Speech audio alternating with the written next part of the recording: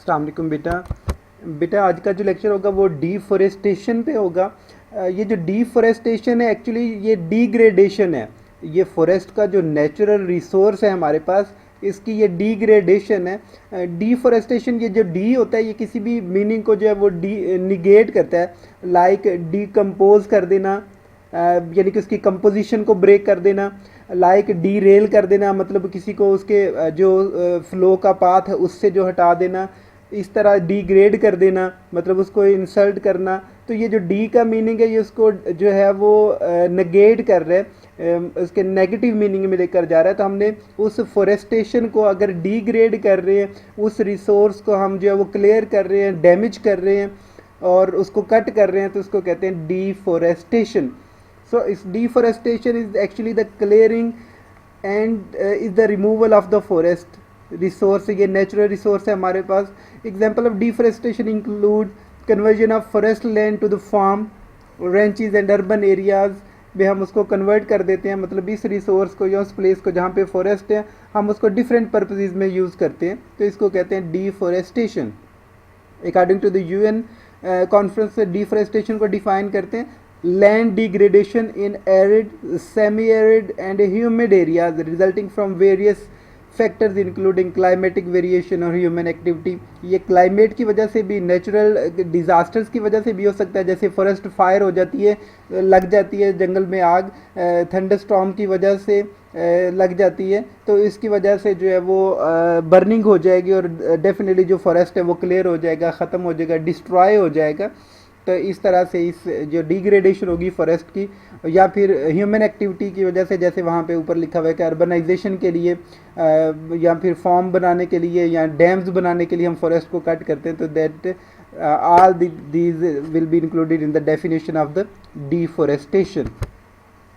इसके different causes हैं, उनमें से मोस्ट ऑफ द जो ऑब्वियस काज है सबसे ज़्यादा, that is the clearing the forest for the agricultural purposes. मतलब हम इससे लैंड को जो है वो एरेबल लैंड में, क्योंकि हमारी पॉपुलेशन जो है वो डे बाय डे इंक्रीज़ होती जा रही, तो हमने उस पॉपुलेशन को फीड करना है। तो उस पॉपुलेशन की फीड और फाइबर फूड पूरा के रिसोर्सेज पूरा करने के लिए हम क्या करेंगे, फॉरेस्ट को क्लियर करेंगे। Poor farmer cut down the tree to burn it and start agriculture. Yes, इसको जो है वो फायरवुड के तौर पर भी यूज़ करने के लिए, फार्म्स को जो है वो बनाने के लिए भी इसको कट करते हैं। इंटेंसिव और मॉडर्न एग्रीकल्चर, इसमें क्या होता है कि हम फॉरेस्ट को क्लियर करके लार्ज स्केल एरिया जो है उसको क्लियर करते हैं, खाली करते हैं और उसके ऊपर जो है वो अपनी क्रॉप्स ग्रो करते हैं, ताकि हम जो है वो इस एरेबल लैंड से जो है वो ज़्यादा से ज़्यादा क्रॉप ले सके, ज़्यादा से ज़्यादा फूड हासिल कर सके। So the principal cause of deforestation in some the country like America, इसमें 35% और एशिया में 50%, अफ्रीका में ऑलमोस्ट 70% जो वो ये क्लियरेंस है for agricultural purposes.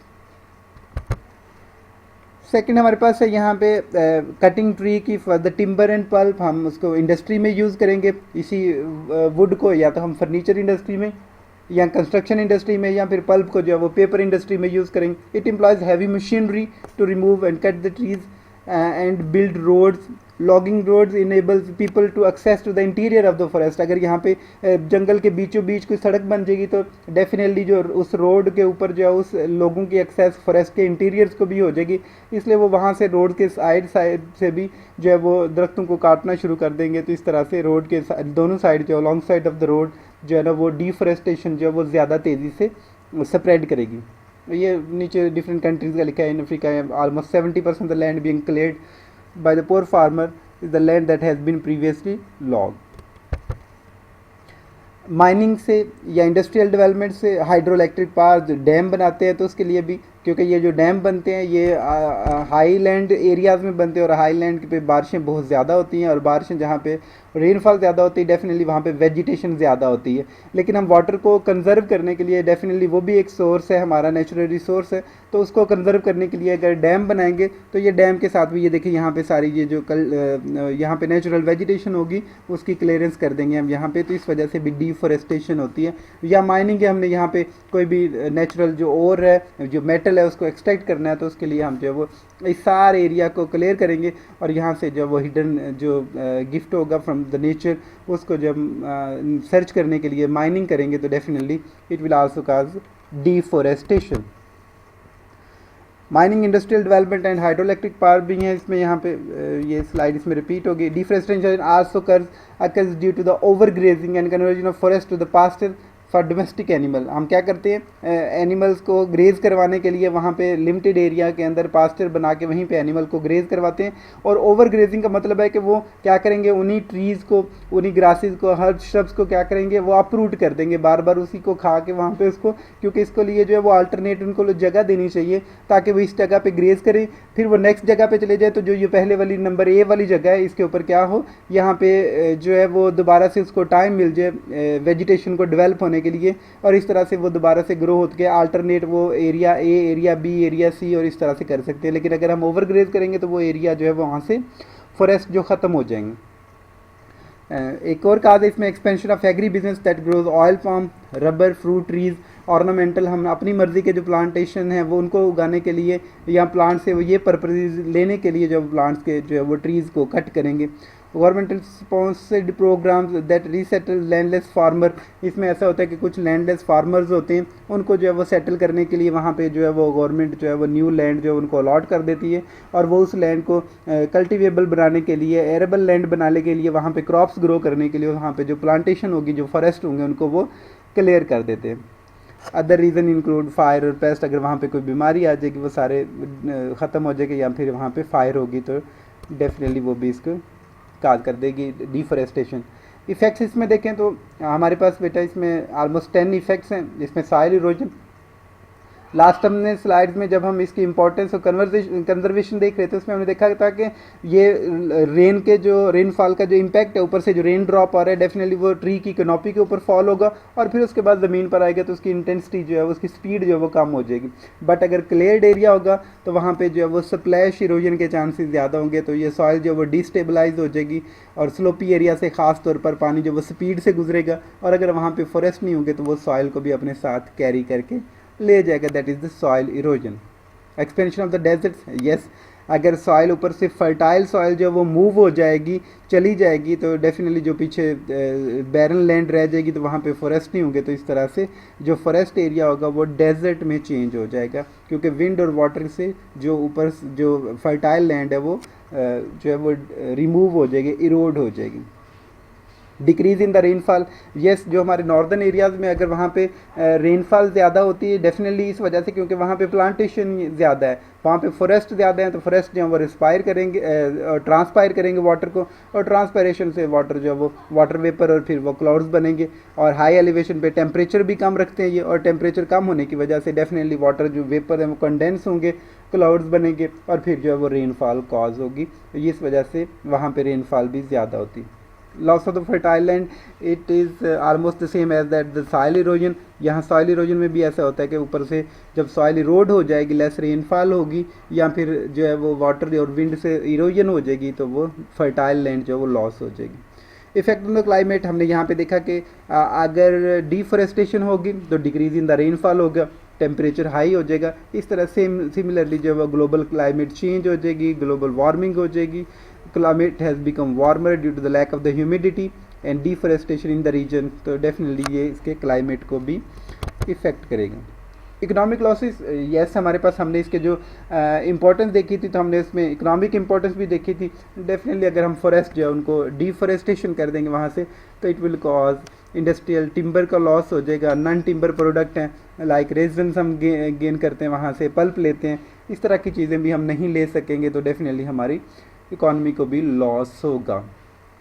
Loss of biodiversity, जो फॉरेस्ट होते हैं these are the house of the biodiversity. यहाँ पे डिफरेंट स्पीशीज़ हैं बर्ड्स की, वो होती हैं यहाँ पे एनिमल्स की डिफरेंट स्पीशीज़ होती हैं। तो अगर हम फॉरेस्ट को क्लियर कर देंगे तो डेफिनेटली उनका हैबिटेट जो है वो डिस्ट्रॉय हो जाएगा, और वो या तो मूव कर देंगे या फिर जो है वो वैसे ही वैनिश हो जाएंगे, ख़त्म हो जाएंगे, डिस्ट्रॉय हो जाएंगे। So it will lead to the loss of the biodiversity. Loss of medicinal plant, हमारे पास जो है वो एफिडेरा, हमने डाइवर्सिटी ऑफ प्लांट में पढ़ा था, तो उससे एफिडेरन जो है वो ऑब्टेन होती है, जो बहुत ज़्यादा मेडिसिन में यूज़ होती है। तो इस वजह से जो है ये डेफिनेटली ये फंजीसाइड, इंसेक्टिसाइड भी डिफरेंट इनसे बनाते हैं। बायो फर्टिलाइज़र, आपको पता है हर्ब्स होती हैं फॉरेस्ट के अंदर, और ये हर्बिसाइड से ये डिफरेंट जो ये जो हकीम डिफरेंट पहली चीज़ें बनाते थे, एक्सट्रैक्ट करते थे, तो ये सारे मेडिसिन के तौर पर इसी फॉरेस्ट से ऑब्टेन होते थे, और अगर इस फॉरेस्ट को क्लियर कर देंगे then we will be at the loss of the medicinal plants. Environmental changes, it will lead to the increase in carbon dioxide concentration, क्योंकि ये फिल्टर करते हैं, रेस्पायर करते हैं कार्बन डाइऑक्साइड को इन, और ऑक्सीजन प्रोड्यूस करते हैं. तो इससे जो है वो एयर पोल्यूशन भी ज़्यादा हो जाएगी, क्योंकि कार्बन डाइऑक्साइड जो होती है वो एयर पोल्यूशन का या ग्लोबल वार्मिंग का काज भी बनती है, एंड अल्टीमेटली जो है वो क्लाइमेट चेंज हो जाएगी. Change in the living habitat, this may force the indigenous people to live in a new life which is not prepared, क्योंकि वो टेम्परेचर से ज़्यादा हो जाएगा, या जो एयर है वो इस तरह से पूरी तरह से क्लियर नहीं होगी, तो इस तरह से ह्यूमन हेल्थ के ऊपर जो है वो इसके बैड इम्पैक्ट्स और इफ़ेक्ट्स होंगे. हमने डिफॉरेस्टेशन को जो है वो कंट्रोल करना है, तो इसके लिए हम क्या करेंगे, रीफॉरेस्टेशन. री का मतलब होता है कोई भी एक्टिविटी है तो उसको जो है वो रिपीट करना है. लाइक हमारे पास अभी जो है वो री मिड चल रहे हैं, ठीक है, री एग्ज़ाम चल रहा है, तो इसका मतलब है कि हमारे पास हमने इस एक्टिविटी को जो है वो रिपीट कर रहे हैं. तो अगर हम इसी फॉरेस्टेशन वाली एक्टिविटी को रिपीट करेंगे, हम दोबारा से फॉरेस्ट लगा लेंगे, तो दैट इज़ द रीफॉरेस्टेशन. तो हमें इसको रिफॉरेस्टेशन को करना चाहिए. यहाँ पे एग्जांपल दिए कि चाइना में, लाइक ईस्ट एशियन कंट्रीज़ में चाइना जो है वहाँ पे ये सक्सेसफुली रिफॉरेस्टेशन की जा रही है और डिफॉरेस्टेशन को रिवर्स करने की कोशिश की जा रही है. लेजिस्लेशन, यस, अगर लाज होंगे, और सिर्फ लाज होंगे नहीं बल्कि लाज इम्प्लीमेंट भी होंगे, लॉ इन्फोर्समेंट जो एजेंसीज हैं वो इसको इम्प्लीमेंट करेंगी, तो डेफिनेटली जो वो ट्रीज़ की नंबर ऑफ़ ट्रीज़ ज़्यादा हो जाएगा, नंबर ऑफ़ फॉरेस्ट ज़्यादा हो जाएगा, और वो जो है वो जैसे हमारा 1 बिलियन ट्री प्रोजेक्ट चल रहा है, तो डेफिनेटली अगर इसको इन्फोर्स किया जाएगा तो इससे ज़्यादा होगा, फॉरेस्ट की क्वांटिटी ज़्यादा हो जाएगी. वाइल्ड लाइफ सेंचुरीज का मतलब होता है सेंक्शंस, मतलब प्रोटेक्टेड एरियाज़. कुछ ऐसे मतलब फॉरेस्ट बना देते हैं जहाँ पे कटिंग ऑफ ट्रीज़ या हंटिंग ऑफ द एनिमल्स ये बैन कर देते हैं, उसको प्रोटेक्टेड एरिया कहते हैं. तो इस तरह के अगर प्रोटेक्टेड एरियाज़ होंगे वहाँ पे डिफॉरेस्टेशन नहीं होगी, कटिंग ऑफ ट्रीज़ नहीं होगी, एनिमल की हंटिंग नहीं होगी, तो डेफिनेटली जो है वो वहाँ पे बायोडाइवर्सिटी जो है वो ज़्यादा से ज़्यादा हो सकेगी. कमर्शियल फॉरेस्ट प्लांटेशन, हम जो है वो कुछ जैसे रबर प्लांट है, जैसे हमारे पास सेफिड्रा है, तो हम इन प्लांट को जो है वो इनका पूरे का पूरा फॉरेस्ट टिम्बर या लिम्बर लेने के लिए, फर्नीचर लेने के लिए जैसे डिफरेंट प्लांटेशन की जाती है, तो हमें इसको जो है वो स्पेशल उस पर्पज़ के लिए प्लांट्स को जो है वो ग्रो करना चाहिए कंट्रोल्ड एरिया में. तो कल्चरल फॉरेस्ट भी इनको कह सकते हैं या कंट्रोल्ड फॉरेस्ट भी कह सकते हैं इनको, तो हमें इनको भी लगाना चाहिए कमर्शियली. जी, cities, let alone new cities, हमने न्यू सिटीज़ जो बनाने हैं हम उनको प्लान करें. ये नहीं कि एक्सपेंशन ऑफ सिटीज़ इस तरह से करते जाएं कि हम इसके सिटीज़ की सराउंडिंग में, विसिनिटी में जो फॉरेस्ट होते हैं या जो इनके लिए वेजिटेशन का एरिया होता है उसको हम क्लियर करके वहाँ पे अर्बनाइजेशन करते जाएं. तो हमने इस चीज़ को भी कंट्रोल करना है कि हमने सिटी की जो एक्सपेंशन करनी है वो प्लान्ड हो और वेल मैनेज हो, ताकि जो हमारे वो सस्टेनेबिलिटी आ सके इस रिसोर्स को भी कंजर्व करने की. इंसेंटिव टू कॉर्पोरेट्स, यस, हमें जो डिफरेंट एजेंसीज़ हैं उनको मिलाना चाहिए, लोगों को, डिफरेंट डिपार्टमेंट्स को, ऑर्गेनाइजेशन को मिलाना चाहिए कि वो मिलकर जो वो इस रीफॉरेस्टेशन या एफॉरेस्टेशन की तरफ जाएं और इस डिफॉरेस्टेशन को लिमिट कर सकें. वाटर मैनेजमेंट, यस, अगर आपका वाटर मैनेजमेंट का सोर्स इस तरह से है कि वो एक एरिया को जो वो वाटर की सप्लाई ज़्यादा है और दूसरे एरिया को जो है वो इससे वाटर की सप्लाई कम है, तो वाटर इज़ लाइफ. और अगर वाटर जो है वो एक जगह पे सप्लाई इसकी कम है तो डेफिनेटली वहाँ पे जो है वो प्लांटेशन कम हो जाएगी, फॉरेस्ट का नंबर ऑफ़ फॉरेस्ट और नंबर ऑफ़ ट्रीज़ और बायोडाइवर्सिटी इस तरह से लॉस हो जाएगी. सो हमें क्या करना चाहिए, ये बहुत अच्छी सेइंग यहाँ पे लिखी है, plant a tree and breathe oxygen for free. अभी आपको पता है कि कोरोना का सेशन चल रहे हैं यहाँ पे, तो कोरोना के जो फर्स्ट वेव है, सेकंड वेव है, थर्ड वेव है, तो इसमें क्या हो रहा है, ऑक्सीजन की कमी ज़्यादा होती जा रही लोगों को. डेफिनेटली ये लंग्स में का प्रॉब्लम काज करता है. और हम फर्स्ट स्लाइड में अपने पे देख चुके हैं कि जो फॉरेस्ट होते हैं इनको कहते हैं लंग्स, इस प्लेनेट का, अर्थ का लंग्स इनको कहते हैं. तो ये हमें ऑक्सीजन की सप्लाई करेंगे. अगर हम ऑक्सीजन के इनकी डिफॉरेस्टेशन करते जाएंगे तो फिर हमें ऑक्सीजन के लिए ऑक्सीजन सिलेंडर पे जाना पड़ेगा. तो उसके लिए ज़रूरी है कि हम ऑक्सीजन फॉर फ्री लेने के लिए इन प्लांट्स को लगाएं और इस डिफॉरेस्टेशन को कंट्रोल करें या लिमिट करें. ये एक बहुत अच्छी पिक्चर यहाँ पे यहाँ पे ये एक बेर को यहाँ पे पुलिस जो है वो यहाँ पे पकड़ी, that show that I am not crossing the road. The road is crossing my forest. तो बहुत प्यारी बात यहाँ पे लिखी हुई है कि मुझे यहाँ पे क्यों पकड़े, मैं कौन सा रोड क्रॉस कर रहा हूँ, बल्कि रोड जो है वो मेरे फॉरेस्ट के अंदर से गुजर रहे हैं। तो ये हम अगर यही प्लान्ड इस रोड को, इंफ्रास्ट्रक्चर को करेंगे तो डेफिनेटली हमें जो है वो इस तरह से अपने फॉरेस्ट को नहीं ख़त्म करना पड़ेगा, क्योंकि जब फॉरेस्ट जो है वो फॉरेस्ट के दरमियान में से ऐसे रोड गुजरता है तो इसके साइडों से डिफॉरेस्टेशन अल्टीमेटली जो है वो ज़्यादा हो जाती है। जी, फर्स्ट स्लाइड हमारी इस फॉरेस्ट के टॉपिक की भी यही थी, एंड लास्ट हम इसी पे करते हैं। ये पिक्टोरियल व्यू से the trees are the lungs of the earth. यहाँ पे ये लंग की शेप में यहाँ पे दिखाया गया कि ये क्या कर रहे हैं, हमारे लिए जो है वो इस एटमॉस्फेयर को, इस एयर को साफ़ कर रहे हैं, और हमारे लिए ये बहुत बड़ा नेचुरल रिसोर्स है। थैंक यू बेटा। इसमें अगर कोई क्वेश्चन हो तो आप कमेंट बॉक्स में पूछ लीजिएगा। Thank you so much.